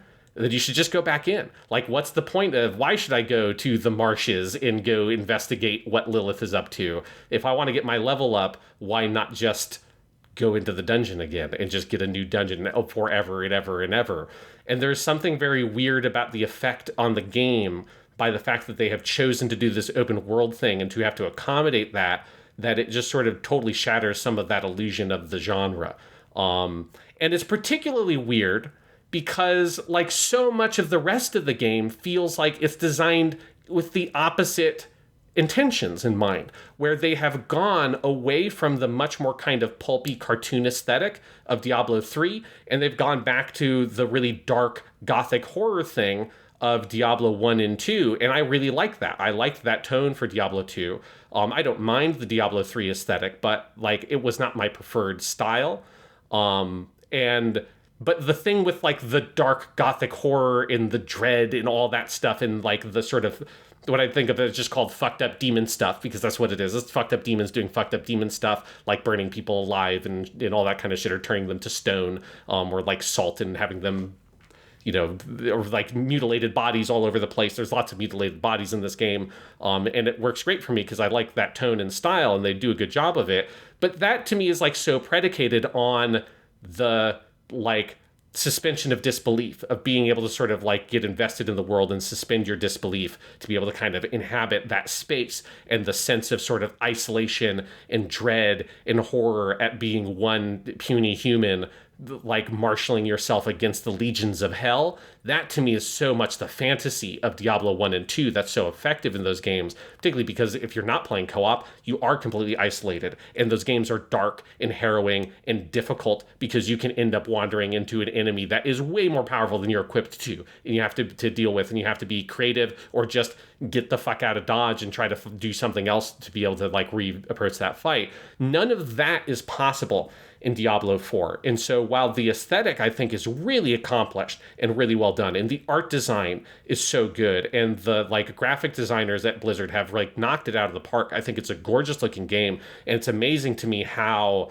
like detailed everything is when you zoom in on it, and they have like in-engine cutscenes where the camera comes in on the characters, and it's like that stuff looks great. And it's incredible to me that like they have gotten to the point where you could do that, because you couldn't do that with Diablo 3, which was like that was the first one that even used 3D polygon models. Diablo 1 and 2 are still functionally sprites. In Diablo 3, if you zoom the camera in super tight, that would be like zooming in the camera super tight on like Warcraft 3 or something. It just would look bad because those models are very cartoony and kind of misshapen. They look good from a distance, but not up close. Here at Diablo 4, I think like the aesthetic and the music, all that stuff is so rich. But the richness of that aesthetic feels like it gets robbed from you so often once that illusion is shattered and you're staring into the vacuousness of what you're doing and the pointlessness of existence and living. And it's like, isn't life also the same thing? Isn't life just this loot grind? Am I ever really accomplishing something in the end? All these like very existential questions I end up asking myself while playing Diablo 4. It's very frustrating because I just so wish that this game was structured like a traditional Diablo game. If you took a lot of the individual pieces, the story, which is kind of whatever, I don't love the story, but I don't hate it either. But if you like had maybe brought in some of the more side content stuff and like enriched some of like the off the beaten path stuff in the traditional Diablo structure with some of what this game has, and did that, I think this would be the best Diablo game ever, because the combat and the skills and the character building, all of that is exquisite. all of that is so good. This is the most fun I've ever had playing Diablo. It very much carries on a lot of what Diablo 3 did, but I think makes it even better. And like the amount of synergy you can get between your skills is so fun. And I've really gotten a huge amount of enjoyment out of optimizing my Necromancer character around my like shadow and corpse explosion stuff and my all of my different minions I can summon. It's so fun on that level. And if you like this kind of combat and that design, this is the best it has ever been. But then also you are then faced with all this like frustrating open world stuff that I think bogs down the pacing. And the worst part of it all, because I've actually kind of like, even though I'm probably sounding really down on this game right now, I'm actually like kind of like on an uptrend with it because I just got the horse.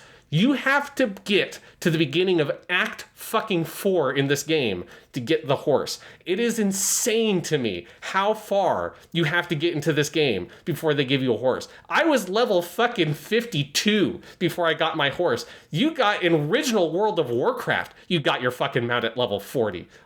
It is absolutely bonkers, and I kind of get it. They don't want you to just ride past everything because once you have a horse, that's what you do. But the problem is that like exploring the open world of Diablo is not particularly interesting. You can find interesting things in the open world, but the act of exploring itself isn't that interesting. You don't have the thing that the classic games, and I don't remember if Diablo 3 worked this way, but Diablo 1 and 2, you had the map that you brought up if you press tab that was an overlay on the screen, and as you wandered around, it filled in the map as you moved through the area, like bit by bit, pixel by pixel. That's how Diablo 3 did it, yeah. Yeah, I thought it was, I didn't remember because I haven't played it in a long time. And that, like, you know, it's not fucking Tears of the Kingdom or whatever, but it is that is a fun sort of dungeon delving kind of exploration thing. And because the game would procedurally generate all the maps every time you load it in, outside of a couple of like things that were a little bit more prefab, every time you made a new character, it was a new dungeons, a new world that you were exploring made out of those prefab pieces. And so, but once you explored it, you had explored it. It was the same every time with that character. Whereas with Diablo 4, the open world is just the open world. Obviously, like they couldn't do the thing with having other people in there if all that stuff, the open world stuff, was randomly generated. So it's only the dungeons are procedurally generated, but the whole open world area is just what it is. And so the kind of, I think, like mystery of exploring it in that way, I don't really kind of feel that so much. And so I would just much rather be able to ride my horse, ride past the random mobs, and just go to the interesting dungeons and like side quest stuff, or they have these like big kind of hideout areas. I don't remember what they're called in the game's sort of lexicon, but they're like kind of strongholds, I think is what they call them. But they're like big areas that have like kind of a side quest associated with them, that it's like, here's a place where like a succubus has sort of taken over this town and turned all of its residents into demons. And if you go in there and you kill them all and you like purify this shrine or whatever, it then will turn like save this town, and it will become into a little like hub, and like shopkeepers will be there and stuff. And that's a cool mechanic that helps kind of reclaim the world. That's really fun, and discovering those and doing those is fun. But I don't want to spend like 10 minutes wandering through the open world and from an isometric perspective to get there. I would just rather ride my horse. But they really want you to walk around that world, because by the time you get the horse, the only section of the map that the story has not taken you to is the southeastern corner. Basically, if you think of like the map being 4 quadrants, you have done the northeastern quadrant, the northwestern quadrant. You then go down to the southwestern quadrant and the southeastern one, which is what I've just started doing. That's the only thing left. And so you do the whole top north half of the map. Then you move down to the bottom left of the map, the southwest, and go there. And then you go back up to the north, and that's when you get your horse. And then it's like, now go down to the bottom right. And obviously you can fast travel so when you go back, you don't have to walk there. You can just fast travel back to the original town. But it's so ridiculous when you fast travel there, and the guy's like, by the way, do you have a horse? And I'm like, no, I've been trying to. Every time I talk to the stable dude, he says, you've got to complete the Donan's favor quest before you can use a horse. And it's like, well, you're Donan, so I'm hoping you tell me how I get my fucking horse. He's like, you just got to go get a horse now. I'm like, great. Why didn't you tell me that when I had to cross the fucking desert? You know, why didn't I have a horse then, motherfucker? It boggles the mind to me that they don't let you get a horse after you've cleared at least the top half of the map and you have to move through this desert to get to the bottom left, that would have been the perfect time to be like, oh, we've got to cross through the desert. It will be a harrowing journey. Here, take this horse. It will help you. That would have been even too late in the game because that's like 20 hours in. But it would have been like, thanks. But you have to play a whole act of the story from that point still before you get your fucking horse. And if they gave you that horse at the beginning, I think a lot of the problems I have with the game, I would still have conceptually, but I wouldn't have felt as hard. Because I do feel some of those issues sort of fading a little bit, that I'm able to ride past the stuff that doesn't interest me. But they really want to make you walk around for a long fucking time in Diablo 4, I tell you what. That's wild. Yeah, I have to say, a lot of this sounds good. When you said the thing about the level scaling, my heart fell into my chest, because I just think it's an inherently bad game mechanic in most situations. It's something that kills Bethesda games a lot of the time for me. It's something that just means the world winds up feeling very flat, and you won't have sort of spikes in challenge. You know, I remember, and I'm baffled sometimes when people want this. Like last year, Pokemon Scarlet and Violet. I know a lot of things those games did wrong technically, but one thing I like about the open world is that it's resolutely not level scaled. Some parts have low level Pokemon and some parts had high level. And part of the fun is, hey, my Pokemon's only level 30, but I could go to this place where there's a level 50 Pokemon and try to fight it and catch it. And that's if you're going to do an open world, to me, that's kind of a necessity, because it balances out the openness of the world with a sense of actual design that the player is meant to go through. You know, same as in Breath of the Wild, you'll put a Lionel somewhere, right? And this is like, you're not going to be able to fight this when you only have 3 hearts or something. And so when you make it that flat and that open, I just think that's something that can be a real drag, which it sounds like that is the thing holding it back for you. Yeah. But the thing is they sort of designed themselves into a corner, because I don't think the game would work without it being this way. Because Diablo is so built on the loot grind in that stuff, right, that the game would be horrifically boring if you weren't constantly getting loot that was relevant and fighting enemies that were leveling you up at a proper rate. So it's like, as soon as you make it open world, you're kind of forced to do it like this. Which is why I would say don't do it open world. Like, there was no problem with the old design, because the way it used to work is like, okay, the acts, you knew, because of the nature of that act structure, a level range that the player character was always going to be within, that you could design around. And the player got a real sense of progression, because it's like, well, all those monsters back in Act 1 are nothing. Like, I could literally go back there and kill them with one hit if I wanted, but what would be the point? I'm in Act 2 now, baby. Like, I don't need to go back there. And within the act, you can design certain areas that will have harder enemies that the player character is going to try to avoid, and you obviously breadcrumb trail them to what is appropriate and scaled for where they're at with, like, the story quests and stuff. And that structure that Diablo 2 did and Diablo 3 followed it was fucking great. It worked so well for those games. And then the thing that Diablo 3 did is they added in, and obviously this was all stuff that we got once we played. I know that a lot of this was not in at launch, but once we played the game and it had been patched and added to and had expansions and stuff over the years, they had like a really robust end game that had everything is functionally scaled to where you're at, and here is the rawest version of the loot grind possible, and it's a lot of procedurally generated dungeons you're just doing over and over again, with some like broad sort of like goals and like side quests and bosses for you to fight. And I had some fun with that, the end game of Diablo 3 for a while, and eventually dropped off of it, but I had a good time with it, and that's, I think, worked really well. But there are moments with me playing the campaign of Diablo 4 that I feel like I'm playing the end game of Diablo 3. And it's like, that feels unbalanced. I think it's like much healthier, in my experience, to do what Diablo 3 did and have this sense of like a real campaign with real progression.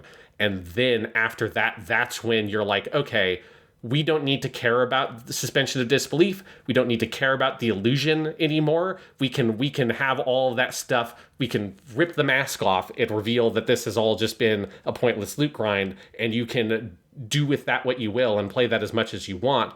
And that's fine, but it still gave you the illusion for long enough. And Diablo 4, again, is a game that does not care about that illusion. And for some people, that will be totally fine. especially if you're someone who's going to play a lot of co-op. I'm sure that a lot of my issues are things that you would not feel at all playing this game. So it's like, I understand why there's a lot of people that really love Diablo 4 and do not share my issues with it. But for me, as someone who prefers playing Diablo alone, and like I really value that campaign experience. Like, that's the thing I like about Diablo 2.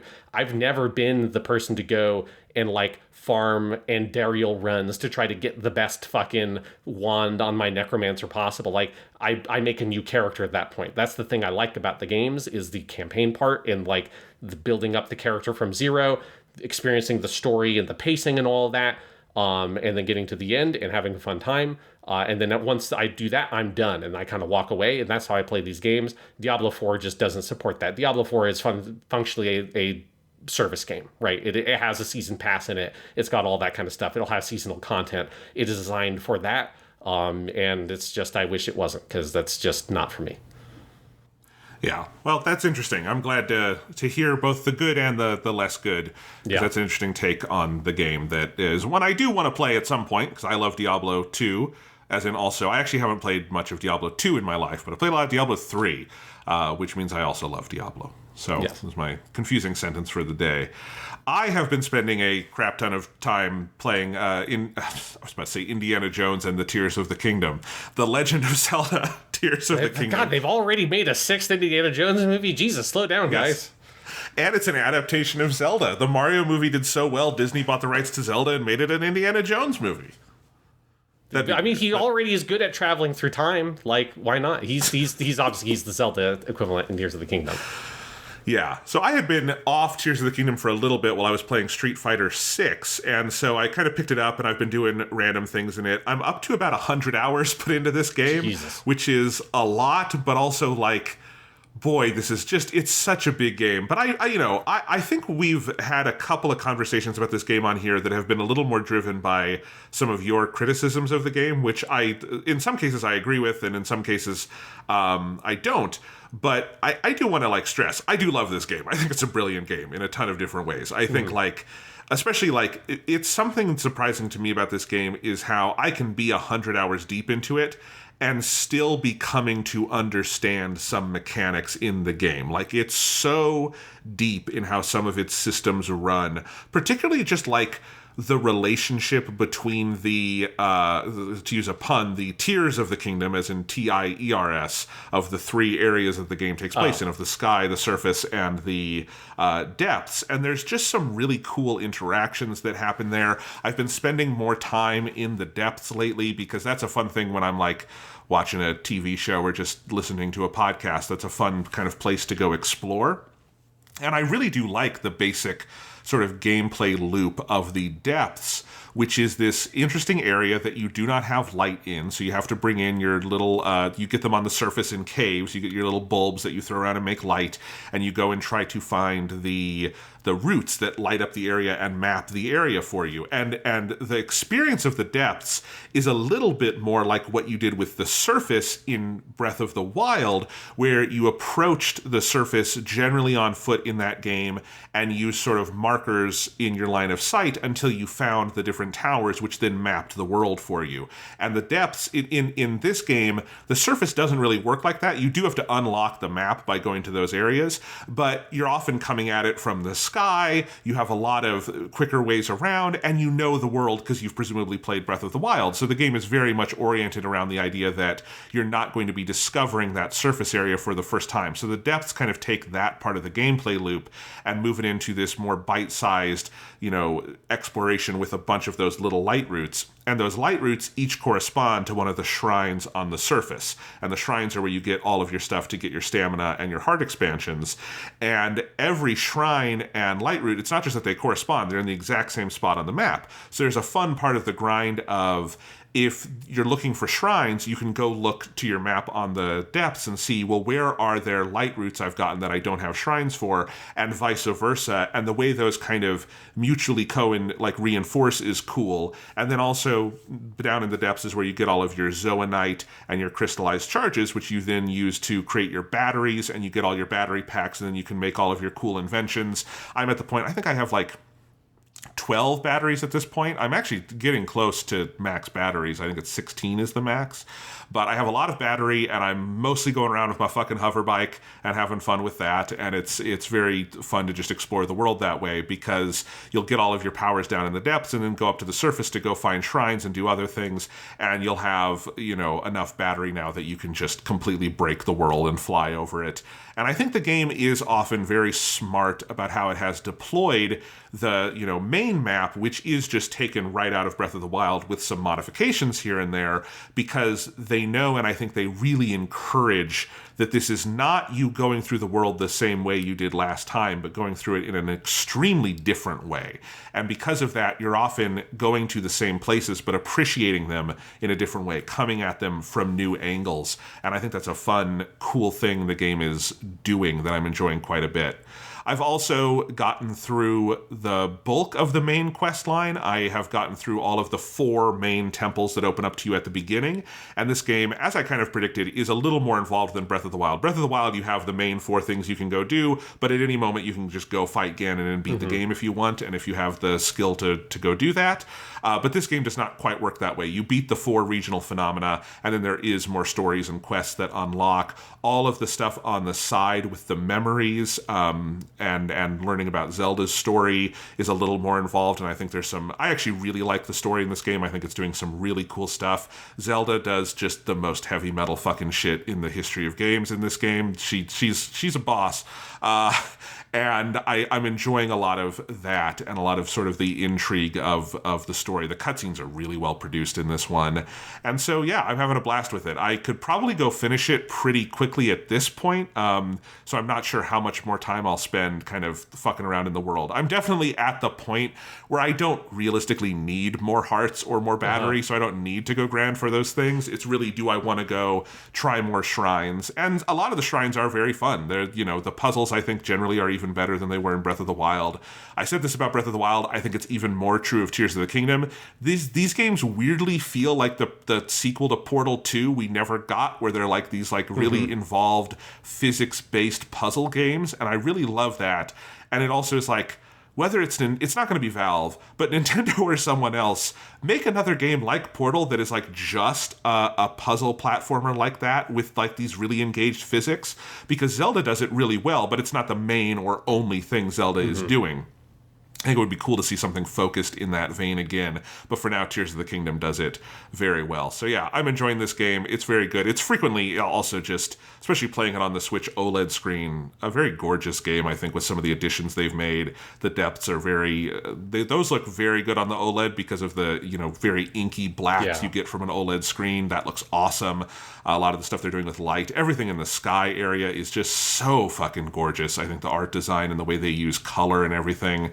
So yeah, I'm still having fun with it. I do think on some level you can feel where this is a 6-year-old game sort of, grafted into a bunch of newer concepts. And I think I have come around to your view, Sean, that the combat in these games is awful. Yeah.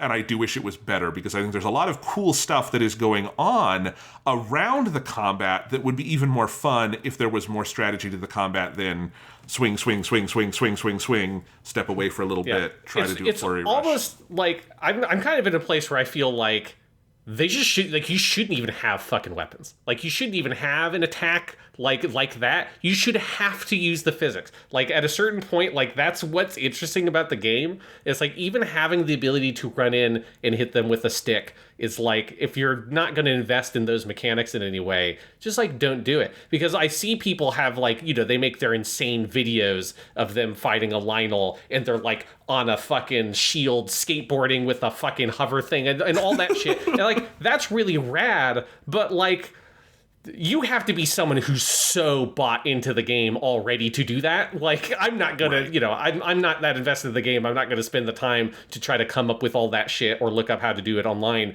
especially because it's so egregiously unnecessary, because well and truly, all you have to do to beat like any enemy that doesn't have a unique mechanic, like a weak spot you have to hit with an arrow, like the big weird stone dudes or whatever.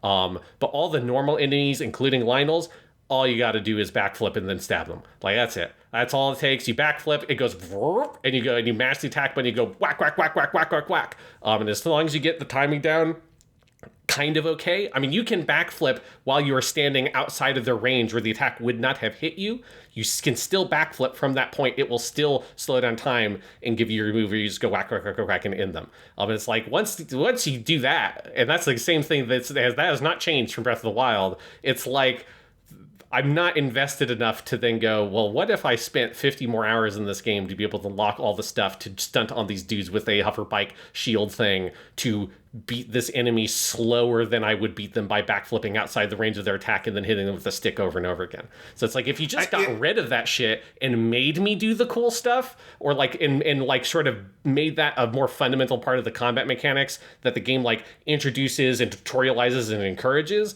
that might be actually the thing they have to do, and just say, let's just fucking junk the weapons shit entirely, because it doesn't, to me, work to the game's real strengths. It's the obvious place they need to rethink it for whatever they do next with Zelda, is just because, you know, Zelda, I think, has never had the most advanced combat systems, and it's rarely needed them. But like, if you go back to Twilight Princess, I think I'm always surprised. That one has a really good sword combat system. Like, it's actually pretty in-depth, that has evolved from Ocarina of Time to Wind Waker to that point, and is pretty cool. And then since then, they've never really had something like that again. You know, I think Breath of the Wild pretty clearly iterated from the just swing the Wiimote stuff from Skyward Sword.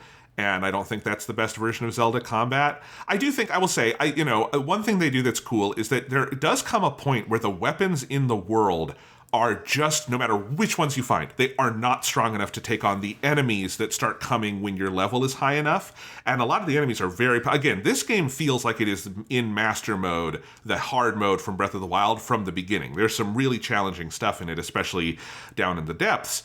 And I do think one of the smart things they do is they really want you to be fusing your weapons together, and you realize at a certain point, man, none of these weapons are doing shit. And then you realize, I've got a bag full of monster parts that when I fuse can do crazy stuff to these enemies. And all of that I like. I just wish that when I made those fusions and then went into combat, there was more to it than swing, swing, swing, dodge, swing, swing, swing. You know, it's a little too simple for a game that I think is like mechanically extraordinarily rich in other places. It just feels like discordant with how mechanically rich it is in other parts of the game. Yeah, because I definitely like, you know, the fusion thing did breathe some life into me for the combat mechanics for a while, because because you had weapons that like felt functionally different in a way that like the basic weapon types, the short sword, or like long sword, I guess technically, the spear, and the double-handed big sword, those are like, they're a little bit different in like their technical attack speeds, but there's nothing actually different about what you're doing, right? It's just like, oh, you press the attack button and it does, 50% damage, but it attacks faster with the spear. It does 1% or 100% damage and attacks normal speed with the sword. It does 150% damage, but it's half as slow if you're on the big sword, right? Like, it's a numerical modifier, as all those different weapon types actually really are. But if you add like a lizard tail, and that increases the length that the weapon can attack by, or like have like freezes them and stuff like that, there are some of those modifiers that did like functionally change the way the weapons operated. That was fun for a while for me, but even that eventually ran out, because again, I played like 25 hours of Tears of the Kingdom, so it's like, and I have not felt the pull to go back to that game. I don't think I probably will. Because it's like, I put a lot of time into it. It's just like all that stuff ran out of steam, and I just like saw the like amount of additional time I'd have to invest into the game to get to the stuff that I actually wanted, which is like being able to just fuck off and fly around in your hover bike and stuff like that would have taken too long to get to. Yeah. I will say one thing I think I've realized about this game is that a lot of it I do actually think, like, it works for me very well as a handheld experience because of some of the sort of bite-sized nature of things like the shrines, and I think the way the depths are sort of divvied up and stuff like that is when I'm not sitting down to focus on one of like the main dungeons or something, it is just a very fun game to sit back with, and I've got a TV show on, that I don't need to pay 100% attention to, and I can play Zelda on my, handheld Switch, and it actually works in that mode very well. One other thing I do want to praise, though, is I've gotten through, like I said, a lot of the main story, and I do think one of the main improvements that I do just think is like really something I love in this game is that the world does just feel so alive in such cool ways. So now that I've done all of the 4 regional phenomena, I've seen what they do with all of the major sects of the game. So the Gerudo and the Gorons and all of those characters. And I think every one of those is a pretty fun story that they tell. There's a lot of cool stuff going on in that area of the world and some fun twists. The Gerudo one was the last one I wound up doing, and I think that part of the game is actually really strong. And there's a lot of really cool sort of puzzles that you have to do to get to the main dungeon. The dungeon there is not my favorite one, but I think the stuff around it is very good. The mechanic you get with the character in the Gerudo area, which is this big sort of like lightning attack, I think is conceptually very cool and comes in handy in a lot of combat scenarios.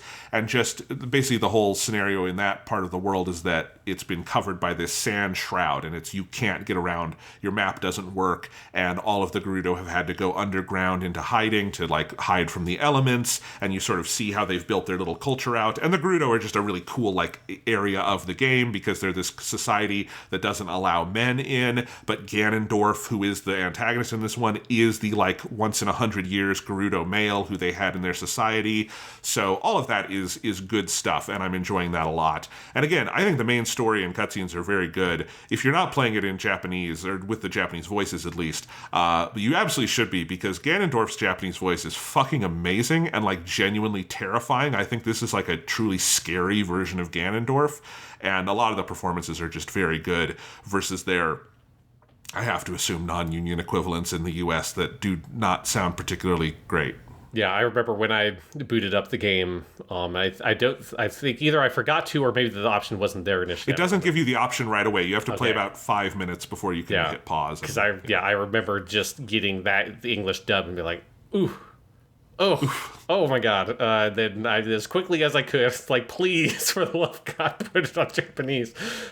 Jesus, yeah, it's like, there's a certain je ne sais quoi of that, like, bad English dub and the Legend, like, bad English dub of a Japanese property in the Legend of Zelda, Breath of the Wild, and Tears of the Kingdom hits kind of every single piece of that thing. I will say with Final Fantasy XVI, I just forgot to mention this, I am playing it on Japanese. I do like the Japanese, but from what I have seen of the English dub, it is, like, substantially better than that shit has been from Square for a while. So if people want to play that in English, I think that dub is actually quite good from what I've seen of it. Although the Japanese dub is also fucking great. So if you want to play either way, they've leveled up that area for that game. But maybe this is their first time doing voice acting in the Zelda thing, or this is their second, but this series is their first time doing it. So maybe Nintendo will bulk up, even though they don't do lots of voice acting anyways for a lot of their games, outside of, I guess, like Fire Emblem. So maybe they'll figure it out at some point. Yeah, I don't know. It's this one definitely feels like it comes from the sort of Xenoblade Chronicles wing of Nintendo's dubs, and Fire Emblem seems like much more like almost like one of the Persona dubs from Atlas. Those are just great and really well done. I play them in Japanese at this point because I just know the actors more, and I'm looking through the Final Fantasy XVI cast and going, I'll probably play that in Japanese because I know a lot of these people and I like them, and one of the main characters is Megami Han, so there you go. Yep. You've got me, Final Fantasy XVI. But anyway, Zelda, play it in Japanese, the dub is terrible.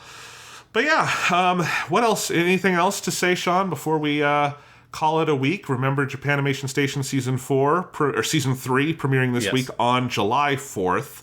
It's easy to remember. It's Season the 3rd, Lupin the 3rd. Season the 3rd, Lupin the 3rd, July the 4th, and we are very excited for that. Next week, here on the Weekly Stuff Podcast, and we'll have a bonus Japanimation Station. We will be reviewing Season 2 of Mobile Suit Gundam, The Witch from Mercury, which, as we're recording this, I think, like, the finale went out for, so... Yes. Yeah. Well, I have been struggling, Jonathan, this whole podcast, because I did watch that episode this morning. It's like in the back of my head, I've just been thinking about The Witch from Mercury this whole fucking time.